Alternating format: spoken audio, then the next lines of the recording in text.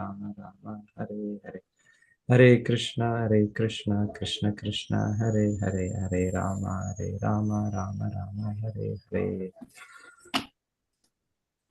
So ಈಗ ವೇನನ ಮೃತ್ಯು ಆಗಿದೆ. ವೇನನನ್ನು ಅವರು ಋಷಿಮುನಿಗಳು ಅವರ ಮಾತುಗಳಿಂದಲೇ ಅವರು ಕೊಂದದ್ದು. ಅವರೇನು ಶಸ್ತ್ರಗಳನ್ನು ಉಪಯೋಗಿಸಿಲ್ಲ. ಸೊ ಆದರೆ ಮತ್ತೆ ಮೊದಲಿದ್ದಾಗೆ ಸ್ಥಿತಿ. ಸೊ ವೇನನನ್ನು ರಾಜ ಮಾಡಿದ್ದು ಕಾರಣ ಅಲ್ಲಿ ದರೋಡೆಕೋರರು, ಕಳ್ಳಕಾಕರರು, ಸೊ ಅವರನ್ನು ನಿಯಂತ್ರಿಸಲಿಕ್ಕೆ. ಸೊ ಈಗ ಅವರೇ ಇದ್ರೆ ವೇನನೇ ಅದೇ ರೀತಿಯ ರಾಜ, ವೇನನು ಕೂಡ. ಸೊ ಈಗ ನಂತರ ಮತ್ತೆ ಅವನ ಅಂತ್ಯ ಆದ್ಮೇಲೆ ಅದೇ ಸನ್ನಿವೇಶ. ಮತ್ತೆ ಯಾರು ರಾಜನಿಲ್ಲ. ವೇನನು ನೆಕ್ಸ್ಟ್ ಅವರ ಜನರೇಷನ್, ಅವನ ಮಕ್ಕಳು, ಅವನ ಇದು ನಾವು ಕೇಳ್ತಾ ಇಲ್ಲ. ಅಂದ್ರೆ ಬಹಳ ಅಲ್ಪ ಸಮಯದಲ್ಲೇ ವೇನನ ಅಂತ್ಯವಾಯಿತು. ಸೊ ವೇನನ ಅಂತ್ಯ ಬಹಳ ಸಮಯ, ಯಾಕಂದ್ರೆ ಈ ರೀತಿ ಪಾಪಕೃತ್ಯಗಳ ಇದ್ದಿದ್ರೆ ಜೀವನ ಬೇಗನೆ ಅದು ಅಂತ್ಯ ಆಗ್ತದೆ, ಪಾಪದ ಜೀವನ. ಸೊ ನಾವು ಕೇಳ್ತಾ ಇದ್ದು ಆಗ್ಲೇ ಅವನ ಚಟುವಟಿಕೆಗಳಿಂದ ಆಗಲೇ ಅವನು ಕೊಲ್ಲಲ್ಪಟ್ಟಿದ್ದಾನೆ ಅಂತ ಹೇಳ್ತಾರೆ. ಆಗಲೇ ಅವನ ಜೀವನ ಅಮಂಗಳವಾದದ್ದು, ಅಶುಭವಾದದ್ದು ಅಂತ ಕೇಳ್ತಾರೆ. ಸೊ ಬ್ರಾಹ್ಮಣರು ಹಾಗೆ ಯೋಚನೆ ಮಾಡಿ ಅವರು, ಇಂಥ ವ್ಯಕ್ತಿ ಬದುಕಿದ್ರೂ ಏನ್ ಪ್ರಯೋಜನ? ಸೊ ಬದುಕಿರುವಾಗ, ಜೀವ ಇರುವಾಗ, ಸೊ ಅವನು ಮನುಷ್ಯನ ದೇಹದಲ್ಲಿ ಆಧ್ಯಾತ್ಮಿಕ ಪ್ರಗತಿ ಸಾಧಿಸ್ತಾ ಇದ್ರೆ, ಅದರ ಮುನ್ನಡೆಯಲ್ಲಿದ್ರೆ ಅದು ಪ್ರಯೋಜನ ಇದೆ. ಸೊ ಇಲ್ಲ ಅಂದ್ರೆ ಆ ಜೀವನ ಜನ್ಮ ಏನು ವ್ಯರ್ಥ. ಸೊ ತನಗೂ ವ್ಯರ್ಥ, ಇನ್ನೊಬ್ಬರಿಗೂ ವ್ಯರ್ಥ. ಅದರಿಂದ ಏನು ಲಾಭ ಇಲ್ಲ. ಸೊ ಶ್ರೀ ಚೈತನ್ಯ ಮಹಾಪ್ರಭು ಹೇಳ್ತಾರಲ್ಲ, ಮನುಷ್ಯ ಜನ್ಮ ಇಲ್ಲ ಜನ್ಮ ಸಾರ್ಥಕರಿ ಪರೋಪಕಾರ. ಸೊ ಮೊದಲು ನಮ್ಮ ಜನ್ಮವನ್ನು ನಾವು ಸಾರ್ಥಕ ಮಾಡ್ಕೊಂಡ್ಮೇಲೆ ನಾವು ಇನ್ನೊಬ್ಬರಿಗೆ ಸಾರ್ಥಕ ಮಾಡ್ತೀವಿ. ಸೊ ಹಾಗೆ ವೇನನ ಜೀವನ ಈಗ ಅವರು ದುಷ್ಟ, ಆಧ್ಯಾತ್ಮಿಕ ದೃಷ್ಟಿ ಇಲ್ಲ. ಆಧ್ಯಾತ್ಮಿಕ ದೃಷ್ಟಿ ಇಲ್ಲದೆ ಸಿಕ್ಕಿದ ತಾತ್ಕಾಲಿಕ ಅಧಿಕಾರದಿಂದ, ಭೌತಿಕ ಶಕ್ತಿಗಳಿಂದ ಅವನೇ ಪರಮಪುರುಷನು ಅಂತ ಕೂಡ ಅನ್ಕೊಂಡ್ರು. ಅಷ್ಟು ಆ ರೀತಿಯ ಅವನ ಜೀವನ, ವೇಣ ಮಹಾರಾಜನ ಜೀವನ. ಸೊ ಹಾಗೆ ಹೇಳ್ತಾ ಇದ್ದು, ಆ ರೀತಿಯ ಜೀವನ ಆಗಲೇ ಬದುಕಿದ್ರು ಕೂಡ ಅದು ಸತ್ತ ಹಾಗೆ, ಹೆಣದ ಹಾಗೆ ಅಂತ ಹೇಳ್ತಾರೆ.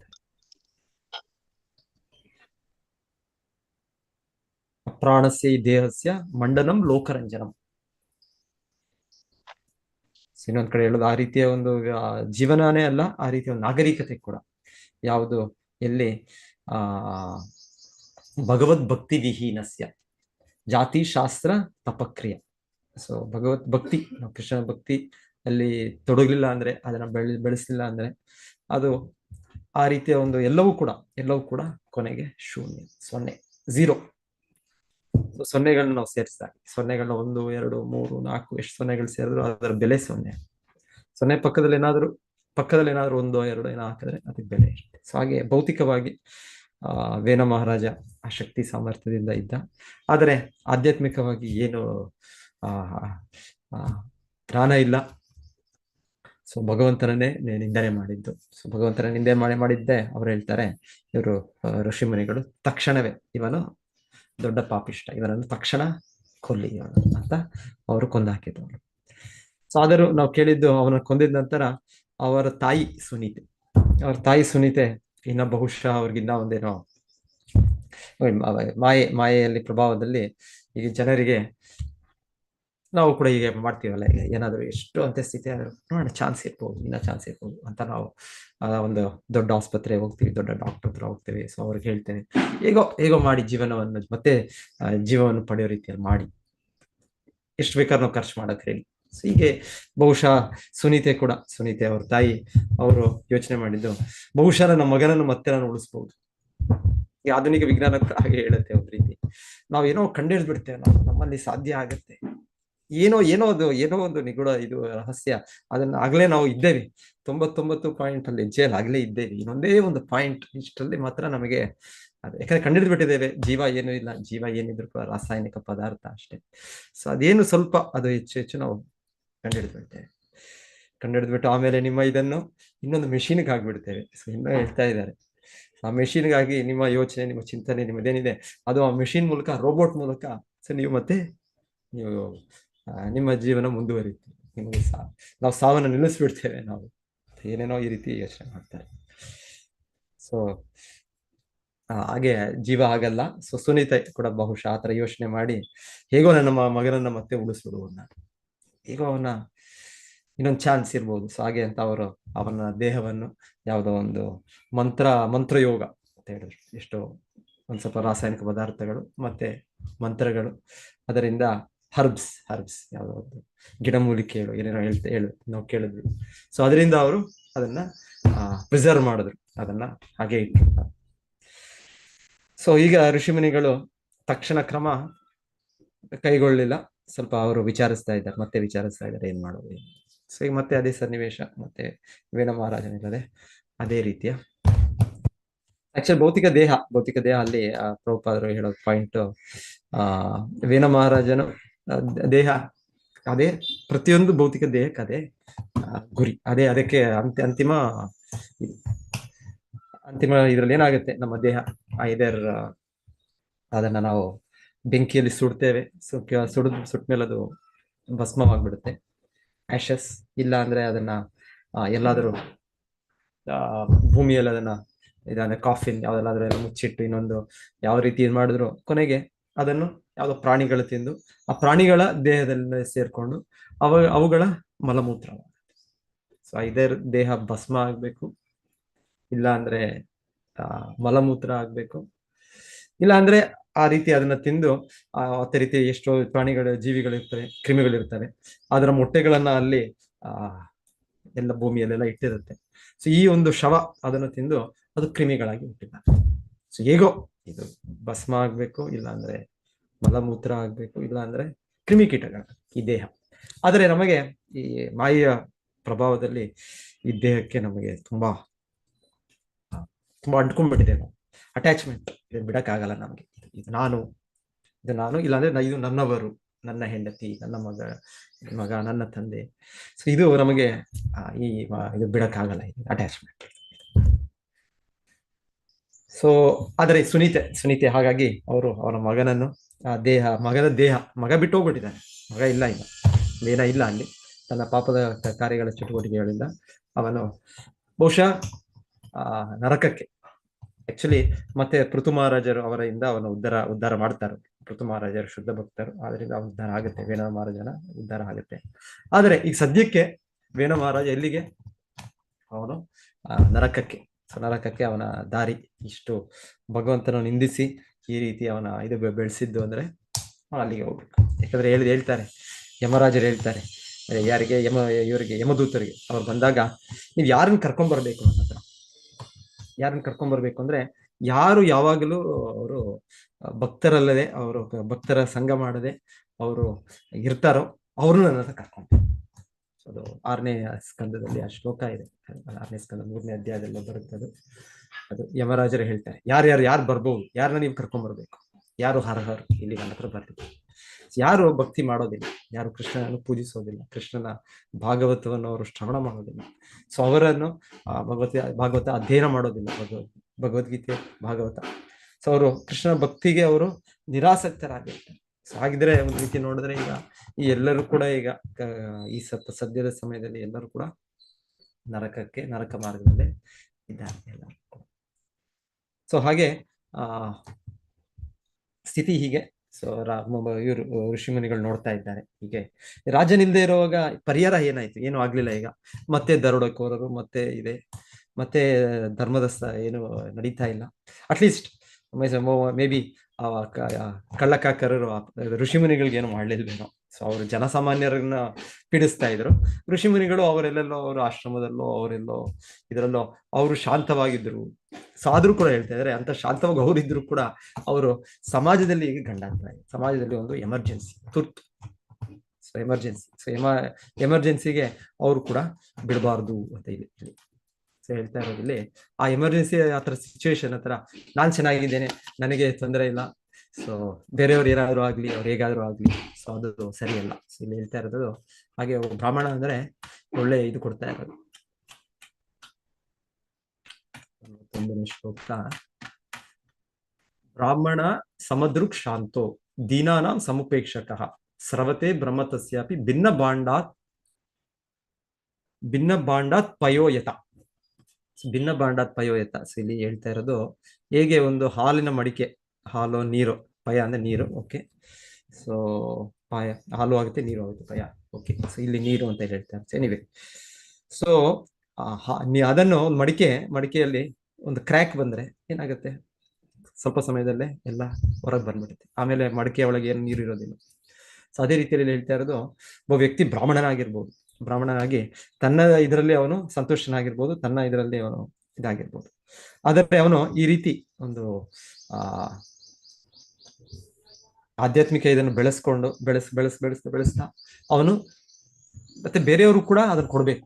ಬ್ರಾಹ್ಮಣನ ಕರ್ತವ್ಯ ಅಂದ್ರೆ ಪಠನ್ ಪಾಠನ್ ಯಜನ್ ಯಾಜನ್ ದಾನ ಪ್ರತಿಗ್ರಹ. ಸೊ ಅವನು ಭಗವಂತನ ಇದನ್ನು ಜ್ಞಾನವನ್ನು ಪಡಿಲಿಕ್ಕೆ ಆರಂಭಿಸ್ತಾನೆ, ಮತ್ತೆ ಅವನು ಇನ್ನೊಬ್ರಿಗೆ ತಿಳಿಸ್ಕೊಡ್ತಾನೆ, ಮತ್ತೆ ಅವನು ಭಗವಂತನ ಸೇವೆ ಮಾಡ್ತಾನೆ, ಮತ್ತೆ ಬೇರೆಯವರು ಕೂಡ ಅದರಲ್ಲಿ ಅವನು ಟೈನ್ ಅಪ್ ಮಾಡ್ತಾನೆ. ಪಠನ್ ಪಾಠನ್ ಯಜನ್ ಯಾಜನ್. ಸೊ ಇದು ಬ್ರಾಹ್ಮಣನ ಇದು ಕರ್ತವ್ಯ. ಸೊ ಹಾಗೆ ಇಲ್ಲಿ ಹೇಳ್ತಾ ಇರೋದು, ಯಾರಾದ್ರೂ ಆತರ ಮಾಡಲಿಲ್ಲ ಅಂದ್ರೆ ಇಲ್ಲಿ ಹೇಳ್ತಾ ಇರೋದು ಭಿನ್ನ ಬಾಂಡಾತ್ ಪಯೋಯತ. ಸೊ ಅವ್ರು ಇದ್ದದ್ದು ಜ್ಞಾನ ಕೂಡ ಎಲ್ಲವೂ ಕೂಡ ಮುಗಿದು ಹೋಗ್ಬಿಡುತ್ತೆ, ಅವರಿರೋ ಎಲ್ಲ ಸಾಕ್ಷಾತ್ಕಾರ ಕೂಡ ಮುಗಿದು ಹೋಗ್ಬಿಡುತ್ತೆ. ಸೊ ಆ ರೀತಿಯಲ್ಲಿ ಇಲ್ಲಿ ಹೇಳ್ತಾ ಇರೋದು. ಸೊ ಇಲ್ಲಿ ಬ್ರಾಹ್ಮಣರೇ ಅವರೇ ಹೇಳ್ತಾ ಇದ್ದಾರೆ. ಸೊ ನಾವು ಈ ರೀತಿ ನಿರ್ಲಕ್ಷ್ಯರಾಗಕ್ಕೆ ಸಾಧ್ಯ ಆಗೋದಿಲ್ಲ. ತಿರ್ಗ ಮತ್ತೆ ಏನಾದ್ರು ಮಾಡ್ಬೇಕು ನಾವು. ಒಂದ್ ರೀತಿ ಕಾರಣರು ಅವರೇ. ಇವಾಗ ಅವ್ರ ಕಾರಣದಿಂದನೇ ಈಗ ವೇಣನ ಅಂತ್ಯ ಕೂಡ ಆಗಿದ್ದು. ಸೊ ಆದ್ರೆ ಅದು ಸಂಪೂರ್ಣ ಪರಿಹಾರ ಆಗ್ಲಿಲ್ಲ, ಸಂಪೂರ್ಣ ಇದು ಆಗ್ಲಿಲ್ಲ. ಸೊ ಈಗ ಮತ್ತೆ ಅವ್ರು ಯೋಚನೆ ಮಾಡ್ತಾ ಇದ್ದಾರೆ, ಏನ್ ಮಾಡುದು. ಸೊ ಅವರು ವಿಚಾರಿಸ್ತಾ ಇದ್ದಾರೆ. ಸೊ ಆ ವಿಚಾರದಲ್ಲಿ ಅವರು ಹೇಳ್ತಾ ಇರೋದು, ಅವ್ರು ವಿಚಾರಿಸ್ತಾ ಇರೋದು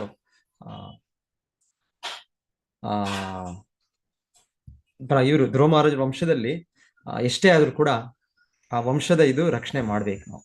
ವಂಶ ರಕ್ಷಣೆ ಮಾಡೋದ್ರಿಂದ ಒಳ್ಳೇದು. ಯಾಕಂದ್ರೆ ಅದರಿಂದನೇ ಅಂಗ ಮಹಾರಾಜ ನಂತರ ಅವರು ವೇಣನಿಗೆ ಚಾನ್ಸ್ ಕೊಟ್ಟರು. ಆಕ್ಚುಲಿ ವೇಣನನ್ನು ಅವರು ರಾಜನಾಗಿ ಮಾಡೋ ಅಗತ್ಯ ಇರಲಿಲ್ಲ, ಆದ್ರೆ ಅವ್ರು ಮಾಡಿದ್ದೆ ಯಾಕೆ ಅಂದ್ರೆ ಎಷ್ಟಿದ್ರು ಅಂಗ ಮಹಾರಾಜನ ವಂಶದಲ್ಲಿ ಬರ್ತಾ ಇರೋದು, ಧ್ರುವ ಮಹಾರಾಜನ ವಂಶದಲ್ಲಿ ಬರ್ತಾ ಇರೋದು. ಸೊ ಬಹುಶಃ ಒಂದು ಚಾನ್ಸ್ ಇದೆ, ಈ ವ್ಯಕ್ತಿ ಭಕ್ತನಾಗ್ಬೋದು, ಈ ವ್ಯಕ್ತಿ ಬದಲಾಗ್ಬೋದು ಅಂತ ಅವ್ರಿಗೆ ಹೈ ಚಾನ್ಸಸ್. ಯಾಕಂದ್ರೆ ಒಳ್ಳೆ ಇದಿದೆ ಹಿಂದೆ. ಅವರ ತಂದೆ, ಅವರ ತಾತ, ಅವರೆಲ್ಲರೂ ಕೂಡ ಹಿನ್ನೆಲೆ ತುಂಬಾ ಒಳ್ಳೇದಾಗಿದೆ. ಸೊ ಇವ್ರದ್ದು ಕೂಡ ಇರ್ಬೋದು, ಚೇಂಜ್ ಆಗ್ಬೋದು ಅಂತ ಅವ್ರು ಚಾನ್ಸ್ ಕೊಟ್ಟದ್ದು. ಸೊ ಹಾಗೆ ಅವರು ಯೋಚನೆ ಮಾಡ್ತಾ ಇದ್ರು, ಇದರಿಂದಾನೇ ಹೇಗೆ ಮಾಡ್ಬೋದು. ಆಕ್ಚುಲಿ ಸುನೀತಾ, ಸೊ ಅವರೇನು ಯೋಚನೆ ಮಾಡ್ಲಿಲ್ಲ. ಅವ್ರು ಈ ತರ ಪೃಥುಮಾರ ಯಾರು ಬರ್ತಾರೆ ಮುಂದೆ, ಇಲ್ಲಾಂದ್ರೆ ವೇಣ ಮಹಾರಾಜನ ವಂಶಜರು, ಆತರ ಅವ್ರ ಯೋಚನೆ ಇಲ್ಲ. ಅವರು ಬ್ಲೈಂಡ್ ಅಟ್ಯಾಚ್ಮೆಂಟ್. ಸುನೀತಾಗಿ ಏನಂದ್ರೆ, ಅಯ್ಯೋ ನನ್ನ ಮಗ ಈಗ ಹೇಗೋ ಅಕಾಲಿಕವಾಗಿ ಮೃತ್ಯು ಆಯ್ತು, ಸೊ ಹಾಗೆ ಮತ್ತೆ ಹೇಗಾದ್ರೂ ಬದುಕ್ಬಿಡ್ಬೋದೇನೋ ಈ ವ್ಯಕ್ತಿ. ಸೊ ಇದೆ, ಆ ಋಷಿ ಮುನಿಗಳಿಗೆ ಆತರ ಶಕ್ತಿ ಇದೆ, ಆದರೆ ಅವ್ರು ಈ ರೀತಿ ಇಲ್ಲಿ ಉಪಯೋಗಿಸ್ಲಿಲ್ಲ. ಅವ್ರು ಒಂದೊಂದ್ಸಲ ಕೇಳ್ತೇವೆ, ಒಂದೊಂದ್ಸಲ ನೋಡ್ತೇವೆ, ಈ ರೀತಿ ಮೃತ್ಯು ಪಡೆದ ವ್ಯಕ್ತಿಗಳು ಕೂಡ ಮತ್ತೆ ಜನ್ಮಿಸ ಕಡಿಮೆ ಈ ರೀತಿ. ಒಂದೊಂದ್ಸಲ ನಾವು ನಾರದ ಮುನಿಗಳು ಮಾಡಿದ್ದು ಕೇಳ್ತೇವೆ. ನಾರದ ಮುನಿಗಳು ಆ ಚಿತ್ರಕೇತು ಮಗನನ್ನು ಮತ್ತೆ ಬದುಕಿಸಿ ಬಂದು ಮತ್ತೆ ಅವನು ಆಧ್ಯಾತ್ಮಿಕ ಬೋಧನೆಯನ್ನು ಮಾಡ್ತಾನೆ, ಅದಕ್ಕೆ ಕೇಳ್ತೇವೆ ನಾವು. ಆತರ ಕೆಲವು ಸನ್ನಿವೇಶಗಳಿದೆ. ಒಂದು ಸನ್ನಿವೇಶ, ಇನ್ನೊಂದು ಚೈತನ್ಯ ಚರಿತಾಮೃತ ಅಲ್ಲಿ ನಾವು ಕೇಳೋದು. ನಾವು ಅವ್ರ ಹೆಸರು ಮರಿತೇನೆ, ಯಾರಿಗೂ ನೆನಪಿದ್ರೆ ಹೇಳ್ಬೋದು. ಅವ್ರಿಗೆ ತುಂಬಾ ದೊಡ್ಡ ಭಕ್ತರು, ಶುದ್ಧ ಭಕ್ತರು. ಸೊ ಅವರಿಗೆ ಭಗವಂತನು ಮತ್ತೆ ಬೇರೆ ಇದರಲ್ಲಿ ಕೂಡ ಸಾಮಾಜಿಕವಾಗೂ ಕೂಡ ಬಹುಶಃ ಅವ್ರಿಗೆ ಎಲ್ಲರೂ ಯಾಚಿಸ್ತಾ ಇರ್ತಾರೆ, ನೀವು ನಮಗೆ ಮಾರ್ಗದರ್ಶನ ಕೊಡಬೇಕು, ಆ ತರತಿ ಯಾಚಿಸ್ತಾ ಇರ್ತಾರೆ. ಮತ್ತೆ ಭಗವಂತನು ಕೂಡ ಪ್ರೇರೇಪಣೆ, ನೀನು ಶಿಷ್ಯರನ್ನು ಸ್ವೀಕರಿಸಬೇಕು. ಆದ್ರೆ ಅವರು ಆ ಭಕ್ತರು ಹೇಳ್ತಾರೆ, ಅವ್ರಿಗೆ ಆ ತರ ಆಸಕ್ತಿ ಇಲ್ಲ, ನಿರಾಸಕ್ತಿ. ಒಂದ್ ರೀತಿ ಅವ್ರ ಸಂಪೂರ್ಣ ಅವರ ಭಕ್ತಿಯಲ್ಲೇ ಅವರು ಸಂತುಷ್ಟರಾಗಿದ್ದಾರೆ.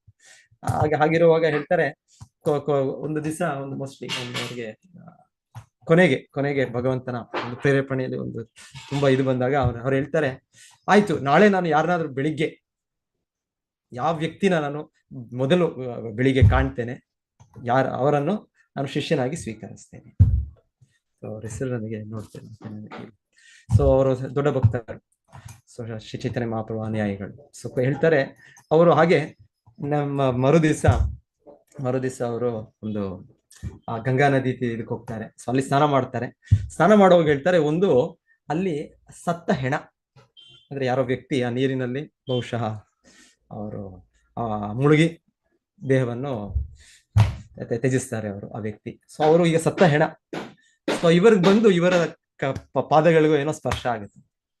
ಸೊ ನಂತರ ಆ ಸತ್ತ ಹೆಣವೇ ಮತ್ತೆ ಪುನರ್ ಜೀವನ ಬಂದು ಆ ವ್ಯಕ್ತಿ ಇವರು ಅವರ ಶಿಷ್ಯರಾಗಿಸ್ತಾರೆ.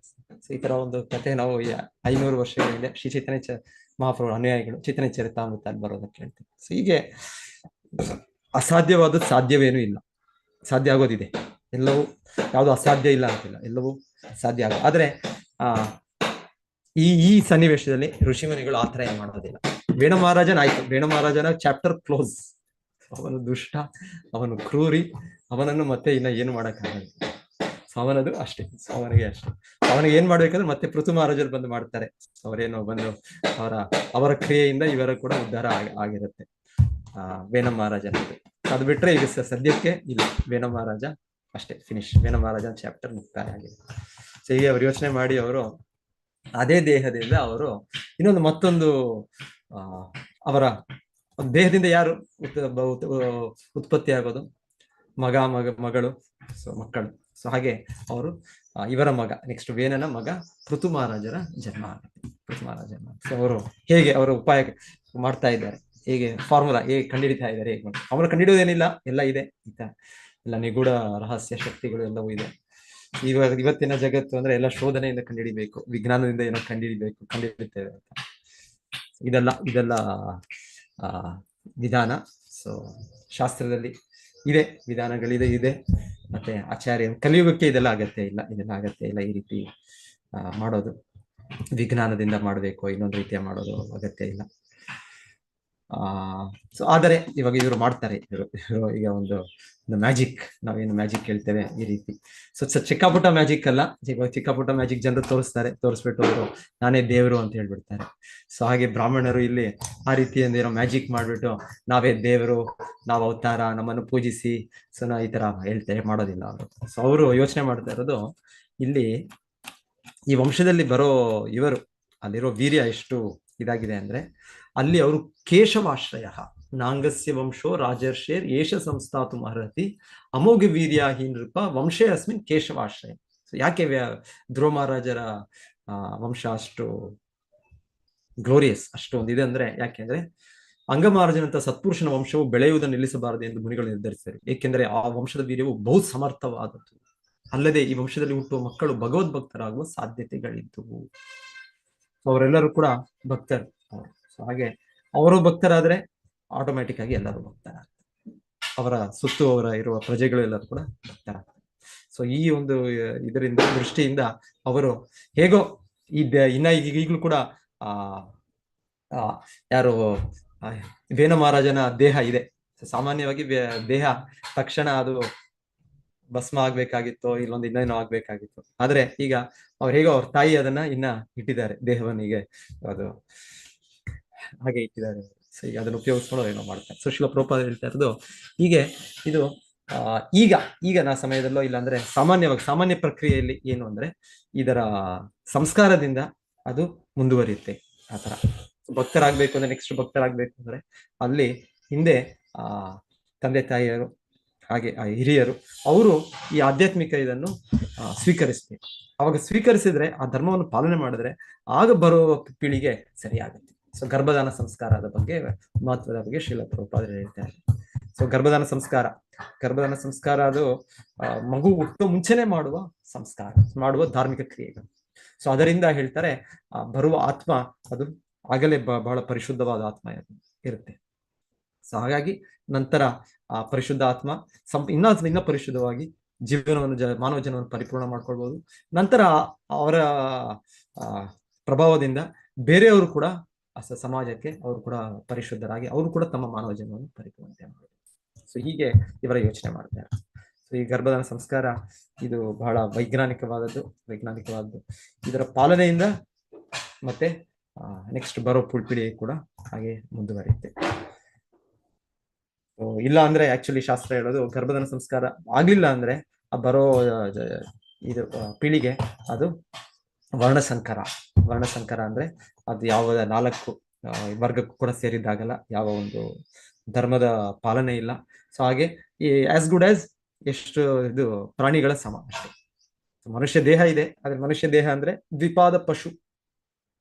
ಸೊ ನಾವು ಕೂಡ ಪಶುನೇ. ನಾವೇನು ಮನುಷ್ಯ ಅಂದ್ರೆ ನಾವೇನು ವಿಶೇಷವಾದ ವ್ಯಕ್ತಿಗಳಂತಲ್ಲ, ನಾವು ಕೂಡ ಪಶುನೇ. ನಾವು ಕೂಡ ಪ್ರಾಣಿಗಳೇ. ಅದು ಎಂತ ಪ್ರಾಣಿ? ನಾವು ದ್ವಿಪಾದ ಪಶು. ಸಾಮಾನ್ಯವಾಗಿ ಪ್ರಾಣಿಗಳು ಅಂದ್ರೆ 4 ಕಾಲ್ಗಳ ಮೇಲೆ ಹೋಗ್ತವೆ, ಅವ್ರಿಗೆ 4 ಕಾಲ್ಗಳಿದೆ ಅಂತ ಹೇಳ್ತಾರೆ. ಅದಿದ್ದು ಅವ್ರ ದೇಹ ಅದ್ರ ಮೇಲೆ ಹೋಗುತ್ತೆ, ಅದು ಪ್ರಾಣಿ. ಸೊ ನಾನು ಕೂಡ ಆಕ್ಚುಲಿ ಪಶುನೇ. ನಾನು ಈ 4 ಕಾಲ್ಗಳ ಹೋಗೋ ಬದಲು 2 ಕಾಲ್ಗಳು ಅಷ್ಟೇ. ಅದೇ ನನಗೂ ಪ್ರಾಣಿಗಿರೋ ವ್ಯತ್ಯಾಸ ಅಷ್ಟೇ. ಸೊ ಎಷ್ಟವರೆಗೂ ನಾನು ಅದೇ ರೀತಿಯ ಪಶು, ಎಷ್ಟವರೆಗೂ ನನ್ನ ಚಿಂತನೆ, ನನ್ನ ದೃಷ್ಟಿ ಈ ದೇಹದ ಬಗ್ಗೆನೇ ಇರುತ್ತೆ, ಈ ಭೌತಿಕ ಸುಖದ ಬಗ್ಗೆನೇ ಇರುತ್ತೆ. ನನಗೆ ಆಧ್ಯಾತ್ಮಿಕ ಜ್ಞಾನ ಇಲ್ಲ, ನನಗೆ ಭಗವಂತನ ಸೇವೆ ಮಾಡಬೇಕು, ಕೃಷ್ಣನ ಸಂತೃಪ್ತಿ ಮಾಡಬೇಕು ಅಂತ ಒಂದು ಇಚ್ಛೆ ಅಂತ ಇರೋ ಒಂದು ಚಟುವಟಿಕೆಗಳನ್ನ ನಾನು ಬರ್ಲಿಲ್ಲ ಅಂದ್ರೆ ನಾನು ಕೂಡ ಆಕ್ಚುಲಿ ಪಶುನೇ.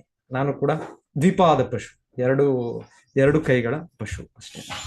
ಸೊ ಹೀಗೆ ಗರ್ಭಧಾನ ಸಂಸ್ಕಾರ, ಈ ಗರ್ಭಧಾನ ಸಂಸ್ಕಾರ ಇದು ಮಾಡೋದ್ರಿಂದ ಹೇಳ್ತಾರೆ, ಇದು ಬರೋ ಪೀಳಿಗೆಗೆ ಆಟೋಮೆಟಿಕಲಿ ಭಕ್ತಿಯ ಜಾಗೃತಿ ಆಗುತ್ತೆ. ಸೊ ನಾವು ಕೇಳ್ತೀವಲ್ಲ ನಾವು, ಸೊ ಉದ್ಧವ ಅಂತ ಎಲ್ಲ ಶುದ್ಧ ಭಕ್ತರು, ಅವರು ಜನ್ಮ ಹುಟ್ಟಿದ್ರಿಂದನೇ ಅವರು ಭಕ್ತರು. ಪ್ರಹ್ಲಾದ ಮಹಾರಾಜರು, ಧ್ರುವ ಮಹಾರಾಜರು, ಯಾಕಂದ್ರೆ ಆಗಲೇ ಅವ್ರ ಮನೋಭಾವ, ಯಾವಾಗಲೂ ಅವ್ರ ಮನೋಭಾವ ಕೃಷ್ಣ ಸ್ಮರಣೆಯಲ್ಲಿದೆ, ಕೃಷ್ಣ ಚಿಂತನೆಯಲ್ಲೇ ಇದೆ. ಉದ್ಧವ ಭಕ್ತರು, ಮೊದಲಿಂದಲೇ ಭಕ್ತರು. ಹೀಗೆ ಈ ಗರ್ಭಧಾನ ಸಂಸ್ಕಾರ ಬಹಳ ಮುಖ್ಯ. ಸೊ ಗರ್ಭಧಾನ ಸಂಸ್ಕಾರ ಮಾಡೋದ್ರಿಂದ ತಂದೆ ತಾಯಿಯರು ಮಾಡೋದ್ರಿಂದ ನೆಕ್ಸ್ಟ್ ಪೀಳಿಗೆ ಅವರು ಭಕ್ತರಾಗ್ತಾರೆ. ಸೊ ಅವರು ಕೂಡ ಆಧ್ಯಾತ್ಮಿಕ ಮುನ್ನಡೆ ಸಾಧಿಸ್ತಾರೆ, ಅವರು ಮಾನವ ಜನ್ಮ ಪರಿಪೂರ್ಣತೆ ಮಾಡ್ಕೊಳ್ತಾರೆ. ಸೊ ಅವರಿಂದ ಸಮಾಜಕ್ಕೂ ಕೂಡ ಎಲ್ಲ ಕೂಡ ಅವ್ರಿಗೆ ಕೂಡ ಲಾಭ ಆಗತ್ತೆ. ಇಲ್ಲ ಅಂದ್ರೆ ಸಮಾಜದಲ್ಲಿ ಸಮಾಜದಲ್ಲಿ ಬೇಕಾದಷ್ಟಿದೆ. ಸಮಾಜದಲ್ಲಿ ಇವಾಗ ಅಧರ್ಮ, ನೈತಿಕ ಚಟುವಟಿಕೆ ಎಲ್ಲವೂ. ಸೊ ಇದಕ್ಕೆ ಇನ್ನೊಂದು ಕಾಂಟ್ರಿಬ್ಯೂಷನ್ ಕೊಡೋದು ಅಗತ್ಯ ಇಲ್ಲ. ಸೊ ಇದನ್ನ ವಿಚಾರಿಸ್ತಾ ಇದ್ದಾರೆ, ಇದನ್ನ ಇವರು ಪರಿಶೀಲನೆ ಮಾಡ್ತಾ ಇದ್ದಾರೆ. ಸೊ ಅವರ ವೀರ್ಯ ಅಮೋಘ ವೀರ್ಯ ಅಂತ ಹೇಳ್ತಾರೆ. ಅಮೋಘ ವೀರ್ಯ ಯಾಕೆ ಅಂದ್ರೆ ಅಲ್ಲಿ ಆ ರೀತಿಯ ಒಂದು ಸಂಸ್ಕೃತಿ ಇತ್ತು, ಆ ರೀತಿಯ ಭಕ್ತರಿದ್ರು, ಅವರೆಲ್ಲ ರಾಜರ್ಷಿಗಳಾಗಿದ್ರು. ಸೊ ಹಾಗಾಗಿ ಅಲ್ಲಿ ಸಾಧ್ಯತೆ ಇದೆ. ಇದರಿಂದ ಇದನ್ನ ಮುಂದುವರಿಸ್ಕೊಂಡು ಹೋಗೋಣ. ಆಕ್ಚುಲಿ ಹೀಗೆ ಹೇಳ್ತಾರೆ. ಈಗ ಒಂದು ರೀತಿ ಭಾಗವತದಲ್ಲಿ ಬರುತ್ತೆ, ಮುಂದೆ ಪರೀಕ್ಷಿತ್ ಮಹಾರಾಜರ ನಂತರ ಯಾರ್ಯಾರು ಆಳ್ವಿಕೆ ಮಾಡ್ತಾರೆ ಎಲ್ಲ ಬರುತ್ತೆ. ಸೊ ಹಾಗೆ ಮುಂದುವರಿಸ್ತಾ ಒಂದು ಸಮಯದಲ್ಲಿ ಎಲ್ಲ ಅಂತ್ಯ ಆಗತ್ತೆ. ಎಲ್ಲೋ ಮಗಧ ರಾಜರು ಎಲ್ಲೋ ಅನ್ಸುತ್ತೆ, ಯಾವ್ದೊಂದು ಅಲ್ಲಿ ಒಂದು ಕಡೆಗೆ ಎಲ್ಲ ಪಟ್ಟಿ ಕೊಟ್ಟಿದ್ದಾರೆ. ಇವಾಗ ಏನ್ ನಾವು ಇತಿಹಾಸದಲ್ಲಿ ಸ್ವಲ್ಪ ಆಧುನಿಕ ಇತಿಹಾಸಗಾರರು ಮತ್ತೆ ಭಾಗವತ ಇತಿಹಾಸದಿಂದ ನಾವು ಸ್ವಲ್ಪ ಕಂಪೇರ್ ಮಾಡುವಾಗ ಸ್ವಲ್ಪ ಗೊತ್ತಾಗುತ್ತೆ. ಅಲ್ಲಿ ನಂದ, ಸುನಂದ, ಯಾರು ಸುಂಗ ಎಲ್ಲ ಬರ್ತಾರೆ. ಅದೆಲ್ಲ ಭಾಗವತದಲ್ಲಿ ಅವ್ರು ಪಟ್ಟಿ ಕೊಟ್ಟಿದ್ದಾರೆ, ಯಾರು ಪರೀಕ್ಷಿತ್ ಮಹಾರಾಜರ ನಂತರ ಆಳ್ವಿಕೆ ಮಾಡುವ ರಾಜರು ಅಂತ. ಅವರು ಪರೀಕ್ಷಿತ್ ಮಹಾರಾಜರು ಬಂದದ್ದು ಚಂದ್ರವಂಶದಿಂದ, ಸೂರ್ಯವಂಶನ ಅವರು. ಪರೀಕ್ಷಿತ್ ಮಹಾರಾಜ ಭರತವಂಶ ಅವರು ಸೂರ್ಯವಂಶ ರಾಜರು. ಸೊ ಸಾಮಾನ್ಯವಾಗಿ ಹೆಚ್ಚಾಗಿ ಹೇಳೋದು ಕ್ಷತ್ರಿಯ ರಾಜರು ಈ ಸೂರ್ಯವಂಶ, ಇಲ್ಲಾಂದ್ರೆ ಚಂದ್ರವಂಶ. ಕೃಷ್ಣನು ಬರೋದು ಚಂದ್ರವಂಶ. ಶನಿವೆ ಅದರ ಬಹಳ ಬೇರುಗಳು, ಬಹಳ ಶಾಖೆಗಳು, ಉಪಶಾಖೆಗಳು. ಹಾಗೆ ಬರ್ತಾ ಇದರಲ್ಲಿ ನಿಲ್ಲಿಸ್ಬಿಡ್ತಾರೆ, ಅದು ಎಲ್ಲ ಫಿನಿಶ್ ಆಯ್ತು. ಆದರೂ ಕೂಡ ಹೇಳ್ತಾರೆ, ಯಾರೋ ಒಬ್ಬರು ವ್ಯಕ್ತಿ ಇದ್ದಾರೆ, ಅವರ ಹೆಸರು ಹುಡುಕ ಕೊಟ್ಟಿದ್ದಾರೆ ಆಗ್ಲೇ. ಒಂದು ಈ ಭೀಷ್ಮ ಪಿತಾಮಹ ಅವರ ತಂದೆ ಶಂತನು ಮಹಾರಾಜ, ಅವರ ಅಣ್ಣ. ಅವರ ಹೆಸರೇನು? ಅವರ ಹೆಸರು ಯಾರಾದ್ರೂ ನೋಡ್ತೀರಾ? ಅದೇ ನೋಡಿ.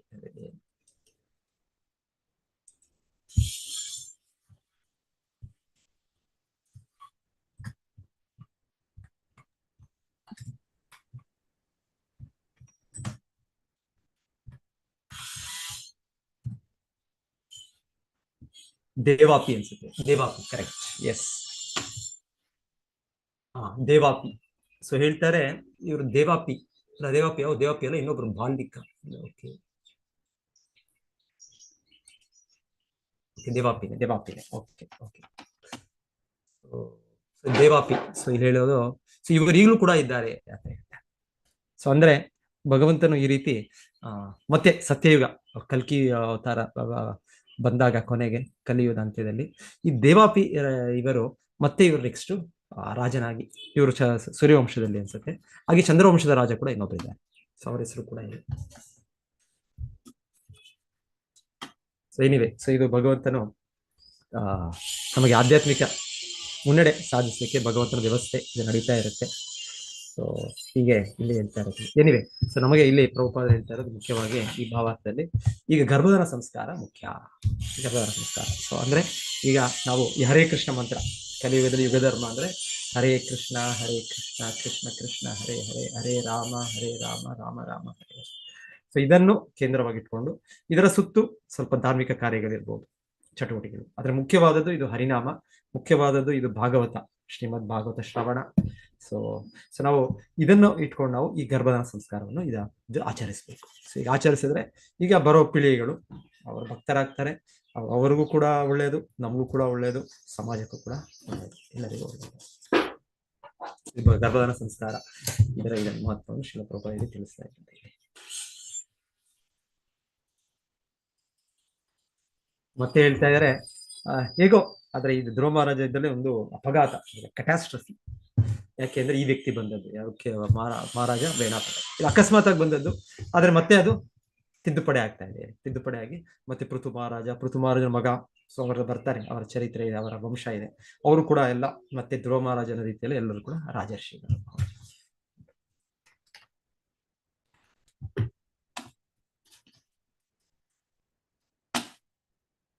ಓಕೆ, ಸೊ ನಾನು ಇಲ್ಲಿ ನಿಲ್ಲಿಸ್ತೇನೆ ನಾನು. ಮತ್ತೆ ಇದು ನಾನು ಇನ್ನೊಂದು ಇಲ್ಲಿ ಈ ತರ ಯೋಚನೆ ಮಾಡ್ತಾ ಇದ್ದು, ಇಲ್ಲಿ ಹೇಗೆ ಬ್ರಾಹ್ಮಣರು ಯೋಚನೆ ಮಾಡ್ತಾರೆ, ನಾವೇನೋ ಆಕ್ಷನ್ ತಗೊಳ್ಬೇಕು, ಇನ್ಆಕ್ಷನ್ ಏನು ಮಾಡದೇ ಇರಕ್ಕಾಗಲ್ಲ ಅಂತ. ಸೊ ಹಾಗೆ ಹೇಳ್ತಾರೆ ಒಂದೊಂದ್ಸಲ ಸನ್ನಿವೇಶಗಳು.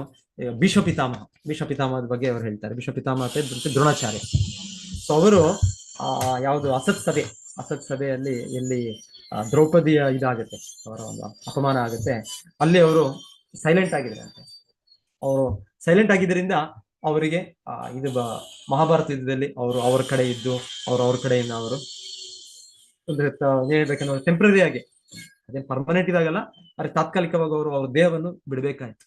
ಅವರು ಕೂಡ ಆ ರೀತಿ ಒಂದು, ಯಾಕೆ ಅಂದ್ರೆ ಅಧರ್ಮದ ಕಡೆಗೆ ಅವರಿದ್ರು. ಸೊ ಹೀಗೆ ಕರ್ಮದ ಇದು ಹೇಳ್ತಾರೆ.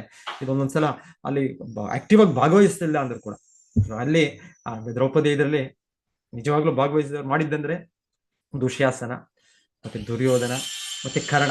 ಸೊ ಇವರಿಗೆ ತೀವ್ರ ಶಿಕ್ಷೆ ಆಯ್ತು, ಇವರಿಗೆ ಸೂಕ್ತ ಶಿಕ್ಷೆ ಆಯ್ತು. ಹೇಗೆ ಅದು ಭಗವಂತನ ಇದರಿಂದ ವ್ಯವಸ್ಥೆಯಿಂದ ಆಯ್ತು ಅವರು. ಆದ್ರೆ ಭೀಷ್ಮ ಪಿತಾಮಹ ದ್ರೋಣಾಚಾರ್ಯ ಕೂಡ ಅವರು ಕೂಡ ಅಲ್ಲಿ ಅವರೇನೋ ಅವರು ಪ್ರತಿಭಟಿಸ್ತಿಲ್ಲ. ಅವರು ಆ ಕ್ಷಣದಲ್ಲಿ ಅವ್ರು ಸುಮ್ಮನೆ ಇರೋದ್ರಿಂದ ಅವರು ಕೂಡ ಒಂದು ರೀತಿಯ ಪ್ರತಿಕ್ರಿಯೆ ಅಂದ್ರೆ ಅವರು ಕೂಡ ಮಹಾಭಾರತ ಯುದ್ಧದಲ್ಲಿ ಅವ್ರ ಕಡೆ ಅವ್ರು ಯುದ್ಧ ಮಾಡ್ಬೇಕಾಯ್ತು. ಅವ್ರ ಕಡೆ ಯುದ್ಧ ಮಾಡ್ಬೇಕಾಗಿ ಅವರು ಒಂದು ರೀತಿಯಲ್ಲಿ ಅಧಾರ್ಮಿಕವಾಗಿ ಅವರ ಮರಣ ಅಂದ್ರೆ ಯಾರಿಗೆ ದ್ರೋಣಾಚಾರ್ಯರಿಗೆ ಹೇಗೆ ಒಂದು ರೀತಿ ಆಗತ್ತೆ. ಮತ್ತೆ ಭೀಷ್ಮ ಪಿತಾಮಹರು ಕೂಡ ಅದು ಅಧಾರ್ಮಿಕವಾದ ಯುದ್ಧ ಒಂದು ರೀತಿ. ಆ ರೀತಿಯ ಯುದ್ಧ ಆಗೋದಿಲ್ಲ, ಆ ರೀತಿ ಯಾರನ್ನು ಮಧ್ಯದಲ್ಲಿ ಮುಂದೆ ಇಟ್ಕೊಂಡು ಅವರು ಯುದ್ಧ ಮಾಡೋದಿಲ್ಲ. ಆದ್ರೆ ಆ ರೀತಿ ಮಾಡಿದ್ರು, ಅದು ಕೂಡ ಸರಿನೇ. ಯಾಕೆ ಸರಿ ಅಂದ್ರೆ ಇವರು ಅಲ್ಲಿ ಮೌನವಾಗಿದ್ರು ಅಂತ ಹೇಳ್ತಾರೆ. ಸೊ ಈ ರೀತಿ ಕರ್ಮದ ಸಿದ್ಧಾಂತ ತುಂಬಾ ನಿಗೂಢ. ಕರ್ಮದ ಇದು ಹೇಗೆ ಬರುತ್ತೆ ಅದು ಹೇಳಕ್ಕಾಗಲ್ಲ. ಎನಿವೆ ಅವರೆಲ್ಲ ಮಹಾತ್ಮರು, ಅದೆಲ್ಲ ಕಾರಣ ಆಯ್ತಷ್ಟೇ. ಸೊ ಅವರು ಭಗವದ್ಧಾಮಕ್ಕೆ ಹೋಗಿದ್ದಾರೆ. ಭೀಷ್ಮ ಪಿತಾಮಹರಾಗ್ಬೋದು, ಇಲ್ಲ ದ್ರೋಣಾಚಾರ್ಯರಂತ ಶುದ್ಧ ಭಕ್ತರ, ಅವರು ಬ್ರಾಹ್ಮಣರು ಅಂತ ಕೇಳ್ತೇವೆ ನಾವು. ಹಾಗೆ ಆದ್ರೆ ಇದು ಇದೆ, ಎಫೆಕ್ಟ್ ಇದೆ. ಸೊ ಬ್ರಾಹ್ಮಣರಲ್ಲಿ ಹೇಳೋ ರೀತಿಯಲ್ಲಿ ಇಲ್ಲಿ ನಾವು ಸುಮ್ಮನೆ ಇರಕ್ಕಾಗೋದಿಲ್ಲ, ನಾವೇನಾದ್ರೂ ಮಾಡ್ಬೇಕು ಅವ್ರು ಹೇಳ್ತಾರೆ.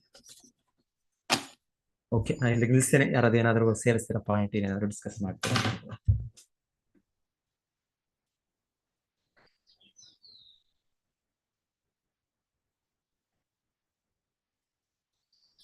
ಮತ್ತೆ ಹಿಂದಿನ ಭಾವಾರ್ಥದಲ್ಲಿ ಪ್ರಭುಪಾದರು ಬ್ರಾಹ್ಮಣ ಪಂಡಿತ, ಬ್ರಾಹ್ಮಣ ವೈಷ್ಣವ ಅಂತ ಎರಡು ಕೂಡ ಹೇಳಿದ್ರು. ಸೊ ಬ್ರಾಹ್ಮಣ ಅಂದ್ರೆ ಭಕ್ತರೇ, ವೈಷ್ಣವರೇ. ಸೊ ಅದು ಕೂಡ ಪ್ರಭುಪಾದ ಹಿಂದಿನ ಭಾವಾರ್ಥದಲ್ಲಿ ಮುಖ್ಯ ಪಾಯಿಂಟ್. ಒಂದ್ಸಲ ಓದ್ತೇನೆ ನೋಡೋಣ ಭಾವಾರ್ಥ.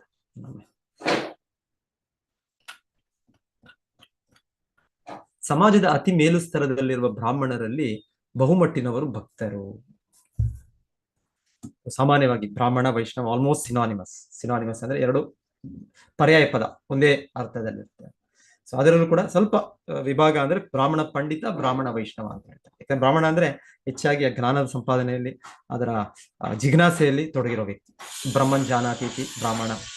ಸೊ ಆದ್ರೆ ಸಂಪೂರ್ಣವಾಗಿ ತಿಳಿದ ಮೇಲೆ ಅವನು ಬ್ರಾಹ್ಮಣನಾಗ್ತಾನೆ. ಸೊ ಹೆಚ್ಚು ಇರ್ಬೋದು ಮೊದಲ ಹಂತದಲ್ಲಿ ಬ್ರಾಹ್ಮಣನಂದ್ರೆ ಭಗವಂತನ ಜ್ಞಾನ ಬಗ್ಗೆ ಹೆಚ್ಚಾಗಿ ಸ್ವಲ್ಪ ಅವ್ಯಕ್ತ ಸ್ವರೂಪವಾಗಿ ಜ್ಞಾನ ಇರ್ಬೋದು. ಆದ್ರೆ ನಂತರವಾಗಿ ಅವನು ಅದಕ್ಕೆ ಮೂಲ ಕೃಷ್ಣನೇ ಅಂತ ತಿಳಿದು ಕೃಷ್ಣನಿಗೆ ಸೇವೆ ಮಾಡಕ್ಕೆ ಆರಂಭಿಸ್ತಾನೆ. ಅವಾಗ ಅವನು ನಿಜವಾದ ಬ್ರಾಹ್ಮಣ ವೈಷ್ಣವನಾಗ್ತಾನೆ. ಬ್ರಾಹ್ಮಣ ಪಂಡಿತ, ಬ್ರಾಹ್ಮಣ ವೈಷ್ಣವ. ಸೊ ಶ್ರೀಲ ಪ್ರಭುಪಾದ ಹೇಳ್ತಾ ಇರೋದು ಎರಡು ಪದ. ಬ್ರಾಹ್ಮಣ ಮೊದಲಾಗಿ ವೇದ ಅಧ್ಯಯನ ಮಾಡುವಾಗ ಇನ್ನ ತಿಳ್ಕೊಳ್ತಾ ಇದ್ದಾನೆ, ಇನ್ನ ಸ್ವಲ್ಪ ಇರ್ಬೋದು, ಸ್ವಲ್ಪ ದ್ವಂದ್ವ, ಸ್ವಲ್ಪ ಸಂಶಯ ಇರ್ಬೋದೇನೋ. ಆಗಿರುವಾಗ ಬ್ರಾಹ್ಮಣ ಪಂಡಿತ ಅಂತ ಹೇಳ್ಬೋದು. ಆದರೆ ಭಕ್ತನಾದ್ಮೇಲೆ ಬ್ರಾಹ್ಮಣ ವೈಷ್ಣವ. ಬ್ರಾಹ್ಮಣ ವೈಷ್ಣವ ಎರಡು ಬಹುಮಟ್ಟಿನವರು ಭಕ್ತರು. ಸೊ ಹಾಗಾಗಿ ಅವ್ರಿಗೆ ಅದು ಕೂಡ ಇಲ್ಲಿ ಹೇಳ್ತಾರೆ, ವೈಷ್ಣವರಾದ್ರಿಂದ ಅವ್ರಿಗೆ ಭೌತಿಕವಾಗಿ ಅವ್ರಿಗೆ ಇದಿಲ್ಲ. ಆದರೂ ಕೂಡ ಅವರು ಇಲ್ಲಿ ಯೋಚನೆ ಮಾಡಿದ್ರು. ಅವರು ಇಲ್ಲಿ ಹೇಗೆ ಒಂದು ಮಡಿಕೆಗೆ ಅದರಲ್ಲಿ ಅದೇನಾದ್ರು ಸೀಳಿದ್ರೆ ಮಡಿಕೆಯಿಂದ ನೀರೆಲ್ಲ ಹೊರಗೆ ಬಂದ್ಬಿಡುತ್ತೆ, ಹಾಗೆ ನಾವೇನಾದ್ರೂ ಏನು ಮಾಡ್ಲಿಲ್ಲ ಅನ್ನೋ ಸನ್ನಿವೇಶದಲ್ಲಿ ಸೊ ನಮ್ಮ ಇದು ಕೂಡ ಆಧ್ಯಾತ್ಮಿಕ ಜ್ಞಾನ ಆಗ್ಬೋದು, ಆಧ್ಯಾತ್ಮಿಕ ಮುನ್ನಡೆ ಸಾಕ್ಷಾತ್ ಅದು ಕುಗ್ಗಬಹುದು ಅಂತ ಅವರು ಯೋಚನೆ ಮಾಡಿ ಅವರು ನೆಕ್ಸ್ಟ್ ಅವರು ಕೂಡ ಆಕ್ಷನ್ ತಗೊಳಕ್ಕೆ ಈಗ ನೆಕ್ಸ್ಟ್ ಆಕ್ಷನ್ ಬೇಣ ಮಹಾರಾಜರಿಂದಲೇ ಅವರು ನೆಕ್ಸ್ಟ್ ಪೃಥು ಮಹಾರಾಜನ ಹುಟ್ಟಿಸ್ತಾರೆ.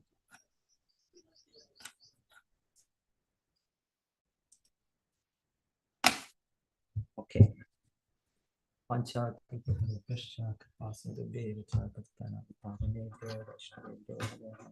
ग्रंथराज श्रीमद् भागवतम की जय, श्री प्रभुपाद की जय।